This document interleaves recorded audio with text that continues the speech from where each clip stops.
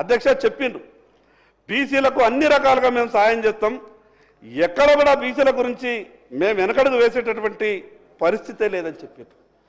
ఈరోజు బీసీ కార్పొరేషన్ల అధ్యక్ష 9 సంవత్సరాల నుండి మూతబడ్డాయి.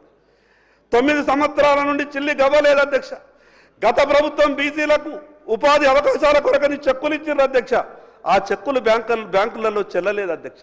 ఇప్పటికీ చిరిగిపోయినటువంటి చెక్కులని బీసీ యువకులు జేబులలో పెట్టుకొని తిరుగుతున్నారు. కొత్తగా వచ్చినటువంటి ప్రభుత్వమైనా సరే బ్యాంకులలో ఏమన్నా నగదు జమ చేసి మాకేమైనా సాయం చేస్తారేమని ఈ రోజు కూడా బీసీ యువకులు తిరిగిన చెక్కుల్ని జేబులో పెట్టుకొని తిరుగుతున్నారు. కాబట్టి మీ ద్వారా గౌరవ బీసీ మంత్రివర్యులకు విజ్ఞప్తి చేస్తున్నా, మీ మీద తెలంగాణ బీసీ సమాజం అంతా గొప్ప ఆశలు పెట్టుకున్నది. కాబట్టి మీరు ఎక్కువ నిధులు కేటాయించే విధంగా ప్రయత్నం చేయాలి అధ్యక్ష. ఈరోజు బీసీ సంక్షేమం కొరకు ఏవైతే మీరు ఇస్తానన్నటువంటి మాటలు ఎటువైనాయో అర్థమైతలేదు. మీరు పెట్టినటువంటి పద్దు ఈరోజు బీసీలకు ఎటు కాదు అధ్యక్ష. బీసీలకు ఇంకా దారి లేదు అధ్యక్ష. ప్రతి సంవత్సరం 20,000 కోట్ల రూపాయలు కేటాయింపులు అన్నారు అధ్యక్ష. ఎక్కడికి వెళ్ళినాయో ఏమో మీ మాటలు. కేటాయింపులలో చూస్తే మాత్రం ఎక్కడ కూడా లేదు అధ్యక్ష. అధ్యక్ష ఇంకొక ముఖ్య విషయం, మొన్న సభలో చర్చ జరిగింది. సభలో చర్చ జరిగినప్పుడు గౌరవ పెద్దలు చెప్పారు, ఇదొక మంచి బిల్లు తీసుకొస్తున్నాం, మీరందరూ కూడా సహకరించాలనంటే నేను తప్పకుండా చెప్పినా మేము సహకరిస్తాం.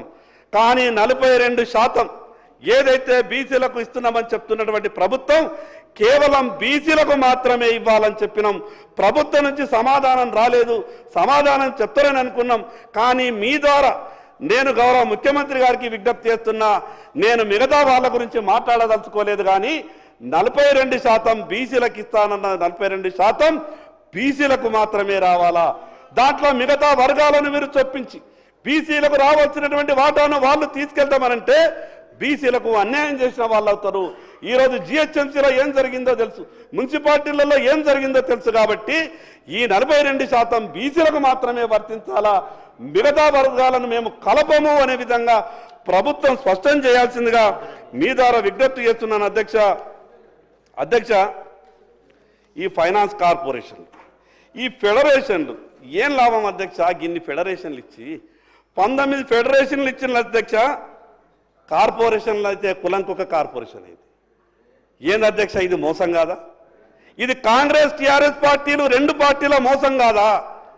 ఒక పక్క ఎన్నికల కన్నా ముందు మీరు మాకు ఆశలు రేకెత్తిస్తారు, కులానికి ఒక ఫెడరేషన్ ఇస్తారు, కులానికి ఒక కార్పొరేషన్ ఇస్తారు.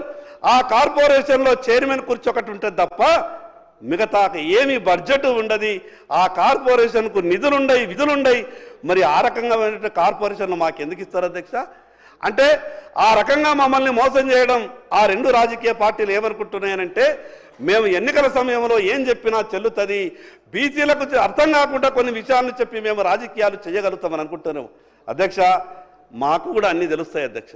మేము కూడా ఒక సమయం కొరకు వేచి చూస్తున్నాం అధ్యక్ష.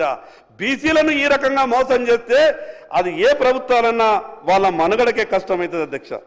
అధ్యక్ష ఇంకొక విషయం చెప్తా, ఇది ఎంత ఘోరం అంటే, మన గౌరవ ముఖ్యమంత్రి గారు మాట్లాడుతూ